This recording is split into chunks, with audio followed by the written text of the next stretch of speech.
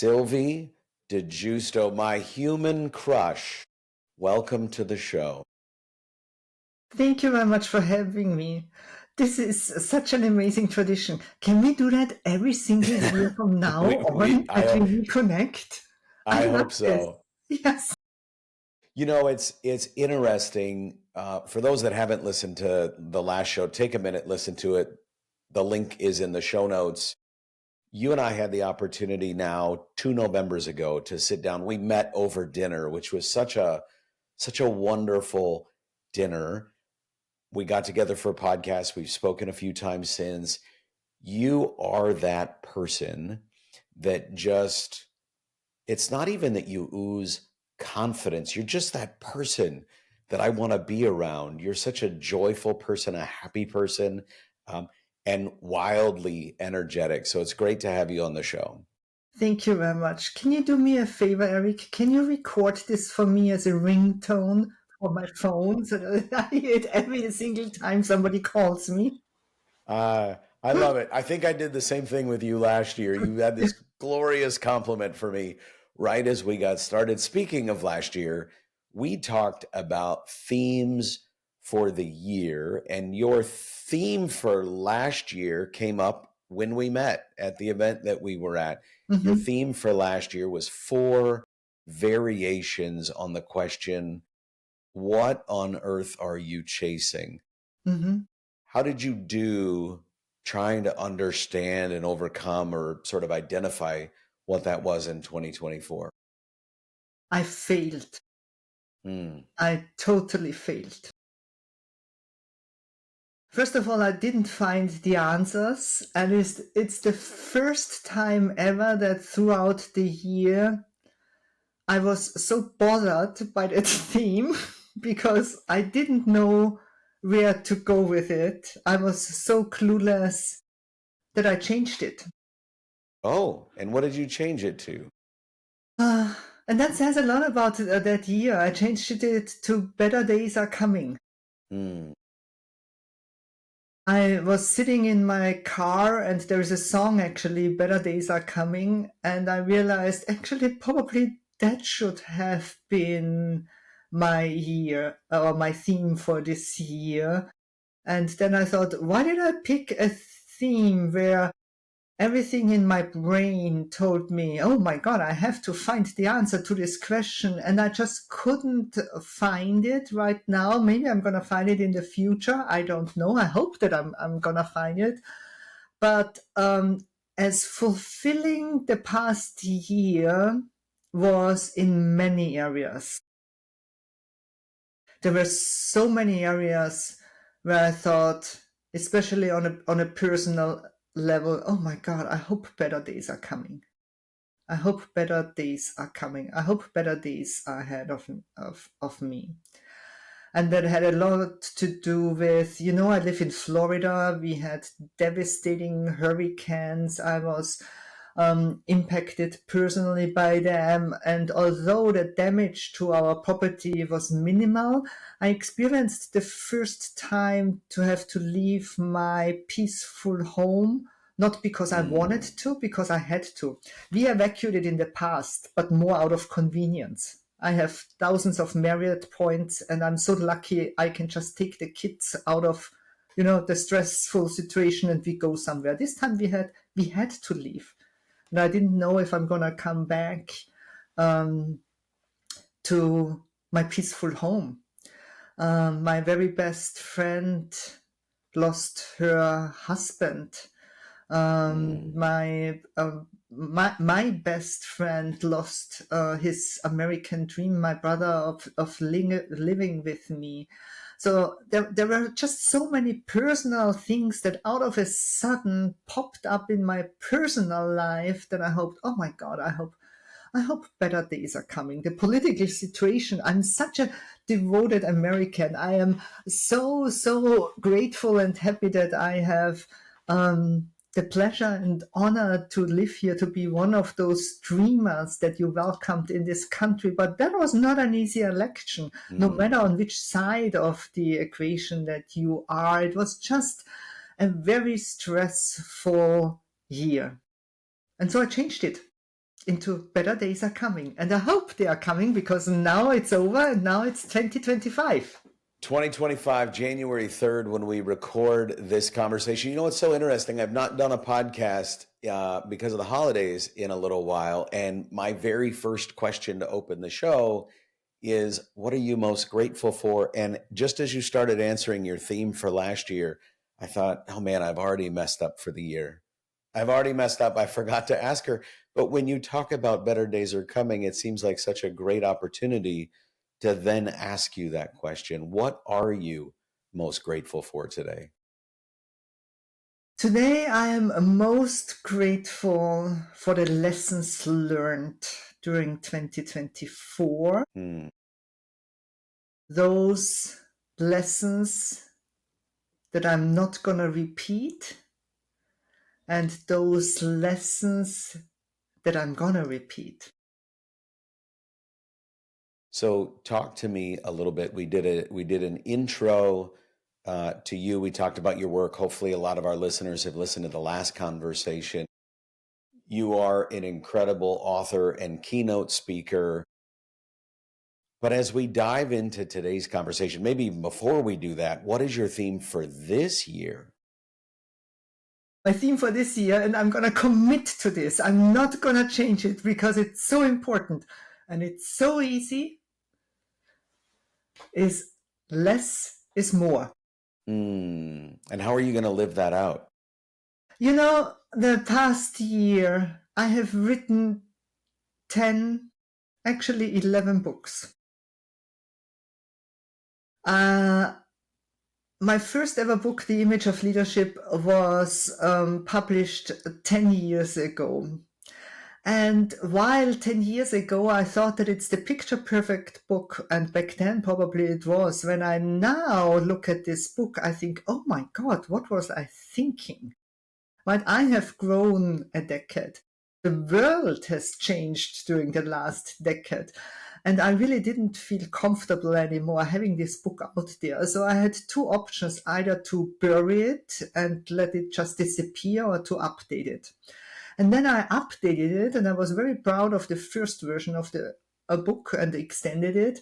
And then I realized, but you know what? I speak to realtors, and I speak to financial service professionals, and I speak to hospitality professionals, and I speak at women conferences. And if I would be really honest, this is just general advice that I'm giving here. There are differences. If I would really want to serve my audiences on the level I would like them to serve, then they all deserve a special edition of this book. So I published 10 special editions for my 10 most favorite or most often served audiences. And this is just one of the examples. If I can't do things in a normal way, I can't do average. I always have to go extreme. So this year I'm gonna promise myself less is more. Maybe I'm not gonna write a book at all this year. Maybe I'm gonna eat less, drink less, work less. Maybe less is just enough. Maybe, many of my days started here in this office. I enter here at 8 o'clock in the morning and I don't leave it until 7 o'clock dinner time. And that has to change. It's so interesting to me. You nailed it. You don't do anything average. And for those that don't know Sylvie, there's this interactive link that she'll send to schedule something. And you're literally waving at us while we're booking an appointment. Your hand is moving back and forth. And when we get into that Zoom link with you, you're introducing us to you. Thank you so much for taking the time to meet with me. Here's a little bit about myself. I look forward to getting to know you. One of the things, it's interesting with this less is more idea. One of the things I've struggled with, and I love where we live, it has served our kids incredibly well. I don't particularly love it when it's 10 degrees outside, Yeah. which it is today. But one of the biggest challenges for what I'll call an outsider, particularly in Minnesota, and we've heard this for years, is to build relationships. My depth of relationships with people outside of Minnesota far outweigh the friendships we have here, which has led me down this path over the last couple of months to realize I don't have a whole lot, if anybody, locally to just go grab a drink with. Great, right? Yeah. And I just, like a week ago, I was sitting around watching the kids play with all their stuff. And I didn't think of it in terms of less is more. But what I thought is my lack of relationships in Minnesota Mm-hmm. is forcing me to do something that I love, which is spending more Time. time with Yeah. my family. Yeah, yeah, yeah. And so here's the challenge with my mindset. I made my less list, right? I wrote down on January 1st, what am I gonna do less? Less work, less shopping, less eating, less whatsoever. I made a long list. And then because I can't do anything average, then I did the more list. But instantly the more list became longer than the less list. And I Yeah. thought, here I am again. I'm already overcommitting to more things, even if they make me feel warm and cozy about myself. I'm already committing to other things instead. And that is something that I'm trying to learn this year.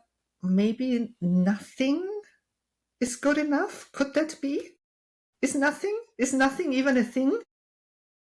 Well, I think the reality, at least for me, is that if I strive, one of the goals I had for last year was to lose 20 pounds. I didn't lose 20 pounds. I actually didn't lose an ounce. My goal for this year's also a goal for me is to lose 20 pounds. Now, I took the advice of a mutual friend of ours, David Horsager, and answered the how question. So I feel going into 2025, I'm better positioned to hit that goal and others, but we'll use that goal as an example. I'm going to hit that 20 pounds. I'll hit that 20 pounds in the next few months. And then I'm going to think, well, I can do more. I could lose a few more pounds. And so I think there is an important reality in setting, I mean, I'll age myself here, but setting smart goals, something that is measurable, attainable, Mm-hmm. realistic, and time measured. But then just being satisfied with that and knowing that that is an achievement in and of itself. And you don't necessarily need to strive for more. And there's a lot of people, I think what I struggle with, and maybe you're articulating this, there's this hustle culture out there that says you should be on a plane every week giving a keynote. You should write 4 books this year. You should be on LinkedIn 3 times a day. Mm-hmm. And it's not sustainable. Mm-hmm. Mm-hmm.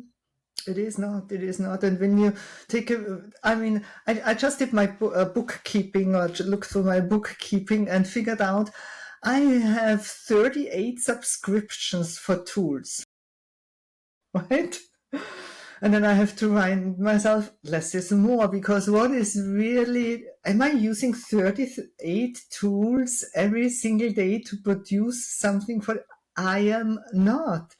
I mean, the moment I signed up, I probably thought it's a fancy tool, it's something great, and it will bring me somewhere. Is the option nothing? Probably not. But as you said, there must be something in the middle, and that is the lesson that I'm trying to learn this year, that less is just more. But now, Eric, what is your theme for this year? Oh, so that's an interesting one. And in preparation for our conversation, I thought, well, if I ask her her theme, she's probably It's going going to to ask ask me me. mine. And then I hit a roadblock with my theme yesterday. So my theme for 2025 is hope. I think for me, I have a tendency to be a very happy person on the outside. I present myself as a very happy, as a very joyful person. And I think that is the sincere Eric. But then on the inside, a lot of times I lack hope. And then yesterday I hit this roadblock of an old boss getting in my head saying, Eric, hope is not a strategy. And what I realized in sales and in business, maybe hope's not a strategy, but I am hopeful that this is going to be a good year, but it's because I am equally hopeful that the business plan and the objectives that I had set forth for the year are not only achieved, but they're achievable. And I'd like to hit all of those goals. And so for me, I'm hopeful that I'm able to achieve all of the objectives, which includes more family time, a family vacation, less stuff, less of the obligation and more of the desired stuff for the year. Well, from a business perspective and as a fellow speaker, I can just tell you, you are an amazing way. It is so wonderful to see you out there serving your clients, and you are rocking the stage. And I'm so excited for the path that you're already taking. And I cannot wait to see what 2025 has in store for you. Well, I appreciate it. One of the things, I kid you not, one of the things on my list, and thank you for the kind words, is making it to one of your immersive keynotes, because I saw an incredibly well presented keynote in November of 23. And then I go online not knowing who you were, and I'm watching this immersive experience. And I thought that is one of my goals for I the hope, year. But I I hope want to you can jump experience into the the magic work. one day. What was that? I hope that you can experience the magic one day. It magic is the word I would use. I want to talk about your work. I think there's a lot of folks going into 2025 focused on things like personal branding, nonverbal communication, being better at the way in which they communicate. You're known as the people packaging expert. What inspired the focus on first impressions and personal branding? I think my corporate career, I was 20 years in corporate, usually involved when somebody got hired and then when somebody got fired and everything in between. I did a lot of leadership development and training and development. And 10 years of my corporate career built a management academy for one of the biggest retail and tourism companies in Europe. And it fascinated and frustrated me alike how often we hired people from the outside. And during the interviews, they said all the right things. They behaved exactly the way we wanted them to behave. They looked even the way we wanted them to look like. Retail is a very visual driven industry. And then years later, we had to fire them because of a total lack of performance. So I was Mm. always fascinated by do we think something about specific people and can be so wrong in a good and in a bad way. And on the other side, we had so many young and ambitious potential leaders in that organization. And for whatever reason, at this point, they didn't stand out as potential candidates for those roles to us and possibly could have done that job much better. So back then, I already started to study a little bit about perception, image, professional branding. And as often many of us go through the experience ourselves, that also I was stuck in my own career and was lucky at one point it was the first time in my life that I always say I explored a leader and not a manager. And that leader saw something in me that even I didn't see. It's like you are in a glass jar with a label and you are on the inside and can't read it, but he's on the outside and can read it. And he saw so many qualities and skills and traits in me and offered me not a promotion, but he offered me an end goal for a promotion, but very honestly said, there are a few things in your way that you have to change, and I want you to work with an image consultant. Now, An image consultant in Europe has a very different role than here in the United States. In the United States, they are rather known for draping you with scarves and telling you you are a cold winter and an apple shape. I would say in Europe, it's a more holistic approach of a positioning, branding coach.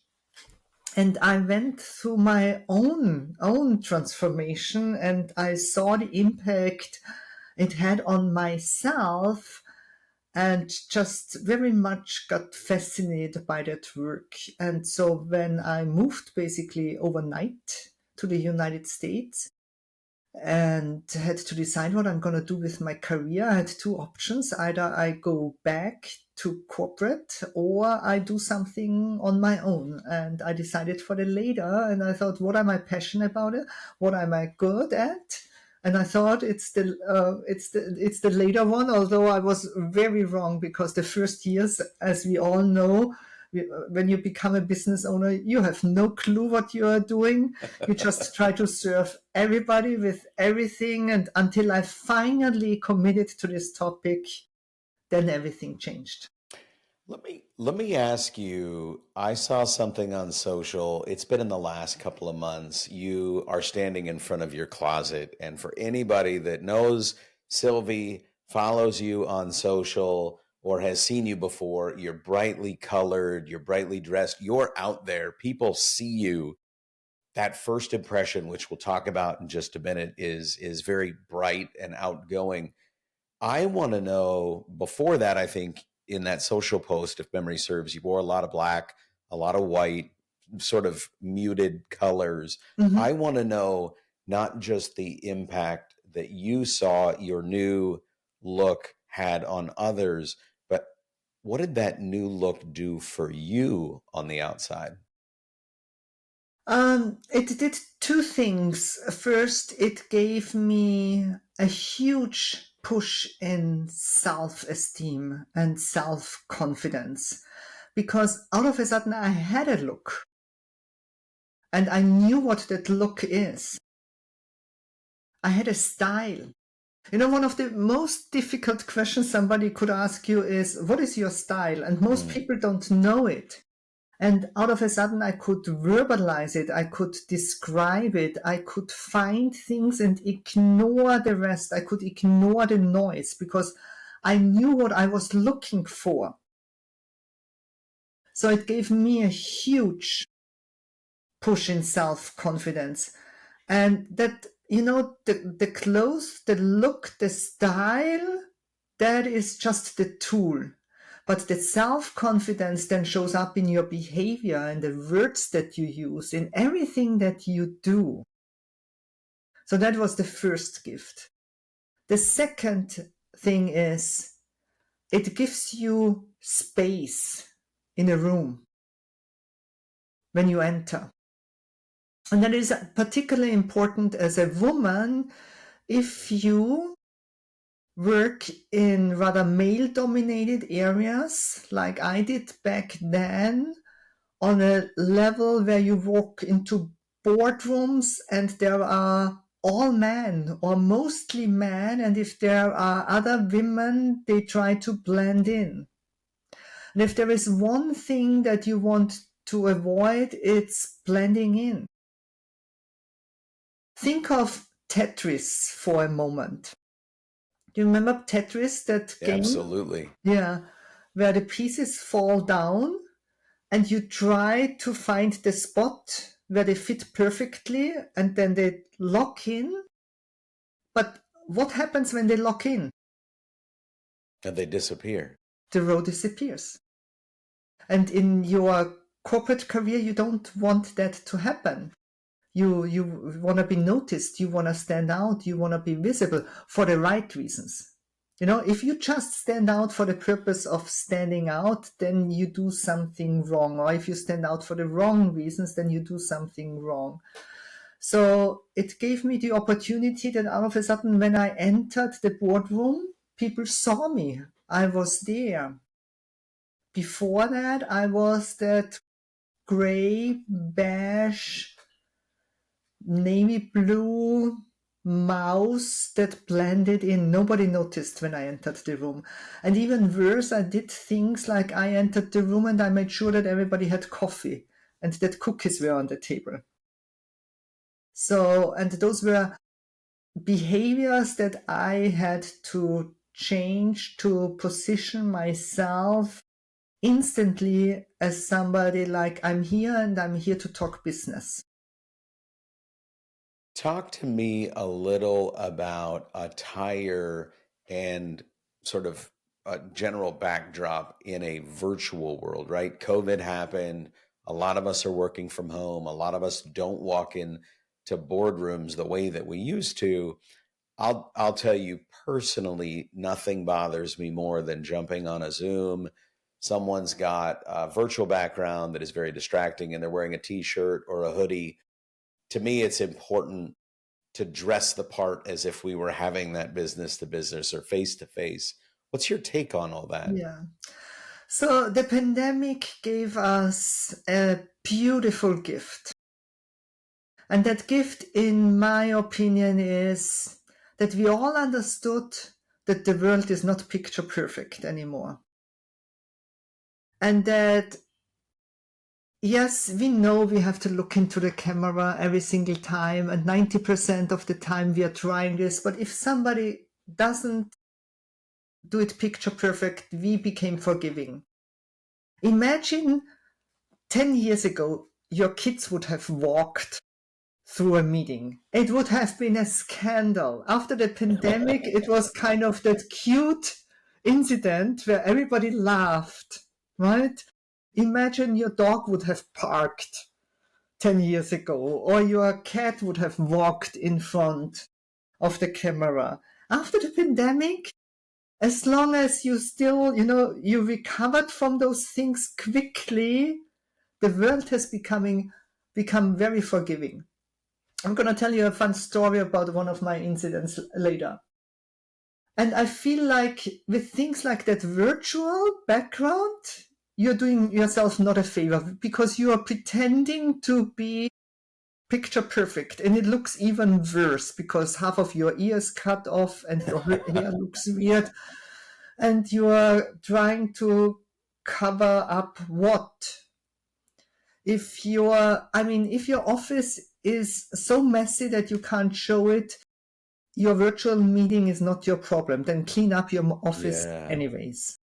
If you are at the location, I would rather appreciate you saying, hey, I'm currently at Starbucks, sorry for that, but I'm here, let's move on with the meeting.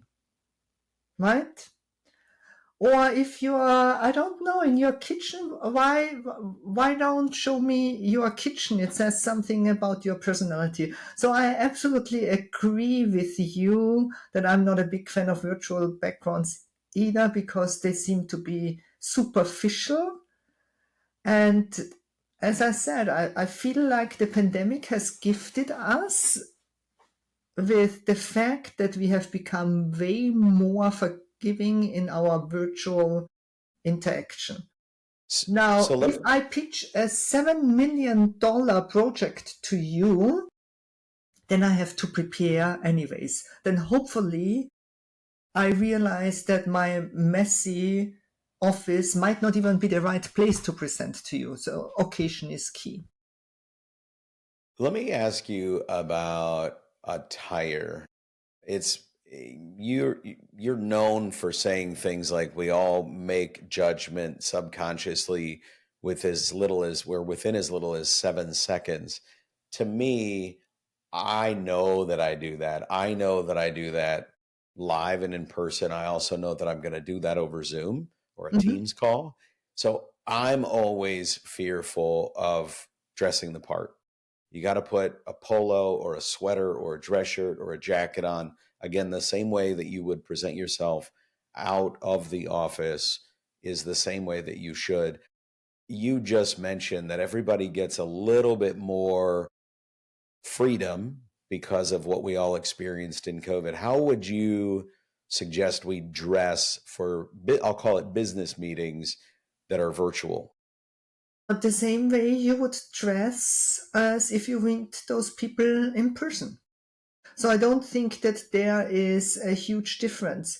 And I always see it from two perspectives, because the impact on yourself and the impact on others. If I would sit here without pants, it would make me feel very uncomfortable, to be honest, right?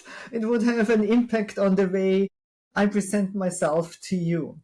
If I would sit here in something where I feel I don't represent myself best possible to you and to your audience, it would have an impact on my behavior, on my communication, on my self-esteem, on everything. I wouldn't want that for myself.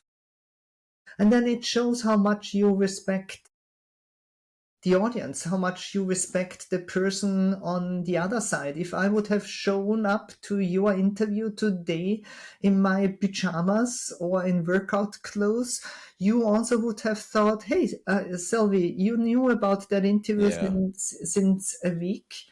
Why are you not ready? And there's a third level, you have guests.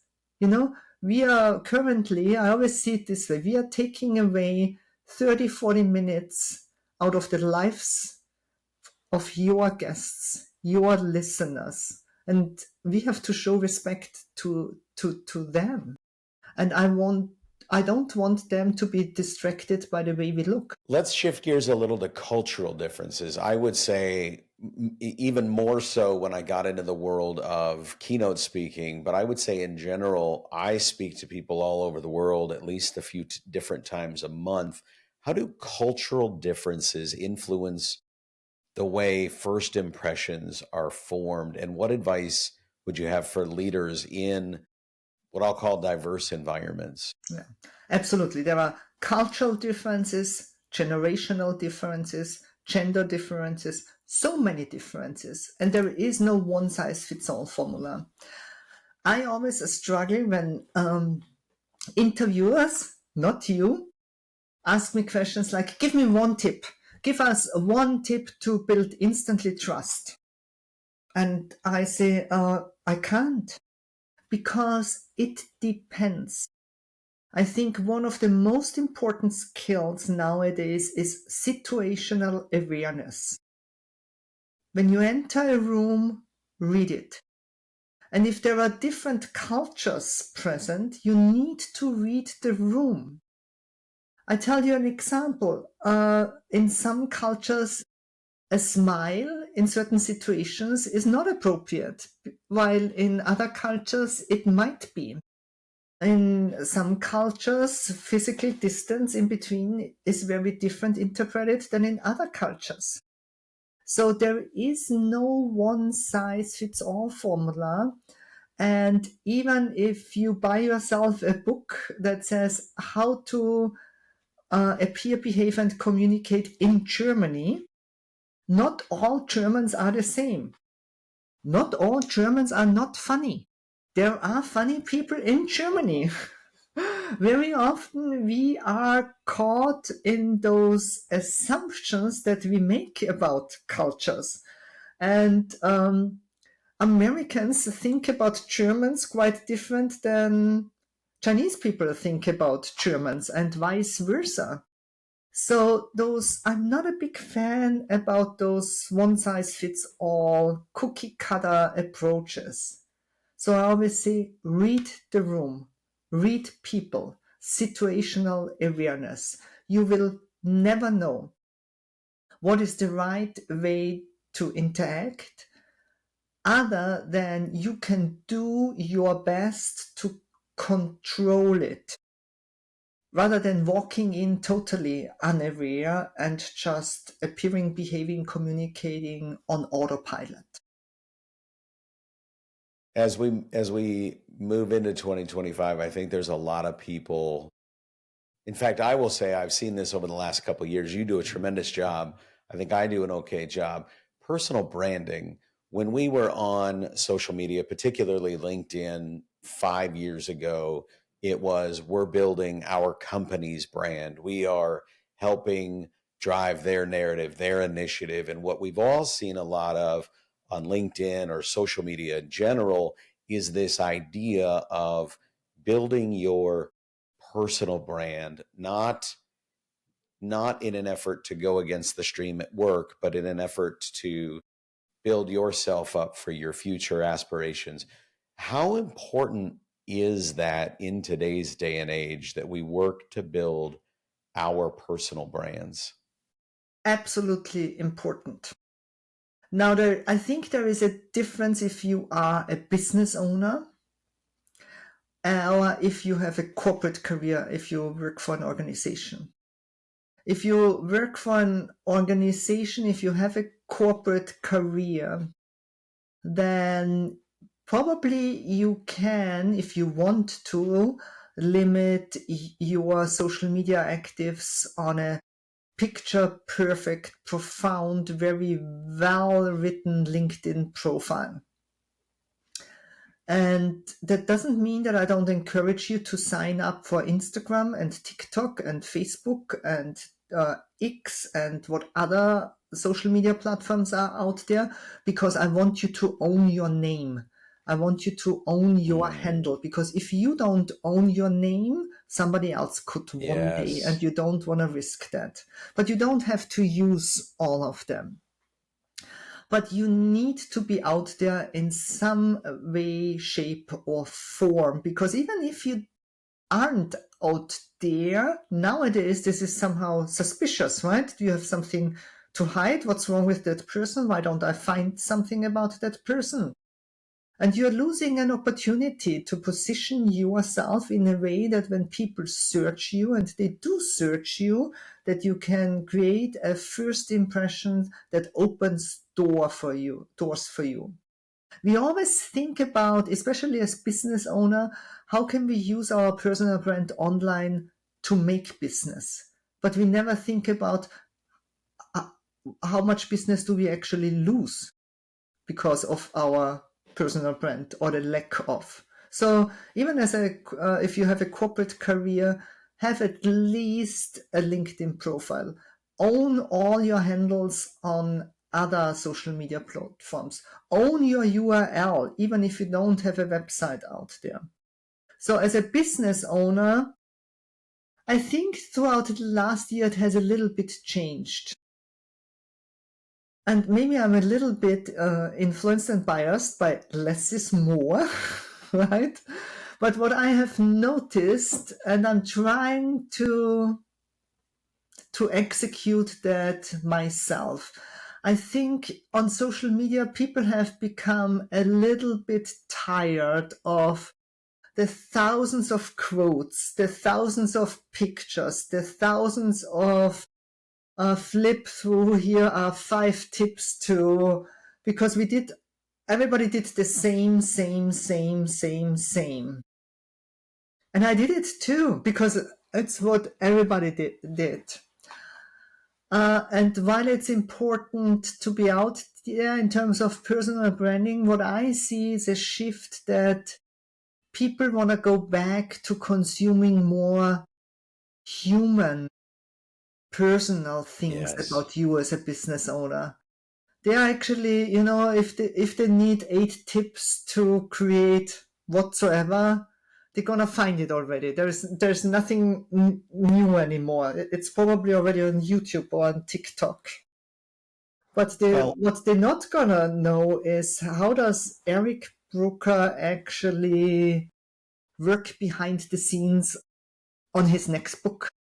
Yeah. Or how does he travel to his next big keynote? Or what are the struggles that he has? Or, the more behind the scenes personal stuff. And I see that new trend going through the entire scene of business owners like you and myself, to pull back a little bit that curtain, that we have those picture perfect, polished personal brands out there. Well, and that's where I see a big difference is, again, if I want 8 tips, I'll go to ChatGPT, and ChatGPT will give me the top 8 tips, where you might only give me 4, but you're going to give me 4 others. So now I got to figure out which are the right ones. The authenticity, the realness of some of these social posts. I had to find my phone where where someone's grabbing their phone. It's not recorded in a studio. It's not perfect. It's a little jittery because I'm holding it myself.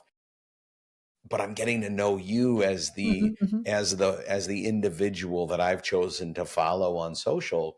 And I'm getting to know you in a way where I see, oh, your flights get delayed too. Oh, you sit in coach as well. Oh, you have a power outage in the middle of a giant meeting just the same as I do. All of these things. I came into today, I woke up this morning with a horrible migraine. I was about to shoot you an email about an hour and a half ago, and I thought, you know what, I'm going to power through. I think I'm feeling a little bit better. But nobody talks about that. It's this idea that everything's perfect. And I talk about in one of my keynotes, we're all going through something. And the minute you opt to let someone in a little bit is that moment that I think we get to know the real you. We're running short on time. I want to know a time where someone blew their first impression with you, but managed to circle back and I'll say correct it. A time when somebody blew their first impression with me. So many times. Oh, wow. Maybe that's a sign. Mhm. Maybe people haven't. Maybe they've blown their first impression, and that's the No, no, no, no, importance for no, no, us. no, no. I very often say, oh my God, I was so wrong. I was so wrong. But that's the beauty of it, right? So I think without having a specific example in mind is that the awareness that we are all very much impacted by our unconscious biases and that we all have stereotypes in our heads, and to admit that it was not their mistake that they blew the first impression. It was my mistake Yeah. to have totally misjudged them. That is huge. I, I just saw a speaker demo video of somebody, and I saw pictures of that speaker beforehand, and there's nothing on a two-dimensional canvas that would somehow tell me this is a speaker that I need to see. And then it turned out both of us are going to speak at the same conference. I'm going to be the opener, he's going to be the closer. And I thought, that meeting planner, how did that person think that this and this fits together? Right? Think like me and kind of Wikinger kind of type speaker. And so obviously I checked out his speaker demo video, and oh Lord, he is good. I'm in trouble. I'm kind of, oh wow, I had no idea how good it is. And so fact is, he didn't blow his first impression. I was wrong. He made an impression on me, and like often we humans are just judgmental beasts. Not because we are bad, because we have stereotypes in our heads and a lot of unconscious biases that influence us. And I very often have to admit I was wrong. I normally ask as we wrap up the show, what's one question that you wish people would ask you, but they don't? But I want to leave that for our next conversation because I think, No, I know the question. go for it. Let's hear Yeah. it. The question is, when are we going to meet next year? This year. This Uh, year. I'm hoping February 4th or maybe February 3rd, assuming things work. Sylvie, where can people find you? Where can people find your work? They can find me anywhere on the internet. Just type in my name with all variations of typos. It's not the easiest way name. And then you should find my website, my Instagram, my YouTube, my Facebook, my TikTok, my everywhere. Maybe I should put that into my less is more pocket as well. But if you don't find me on the internet, chances are you don't have internet at this moment. So then check your Wi-Fi. I hope you will connect with me, reach out. And thank you very much for joining us for this wonderful connection. And I hope this is becoming a tradition between the It two of is. us, Eric. Maybe It is always a pleasure and so much fun, and what a joy to chat with you. And I cannot wait to see you again.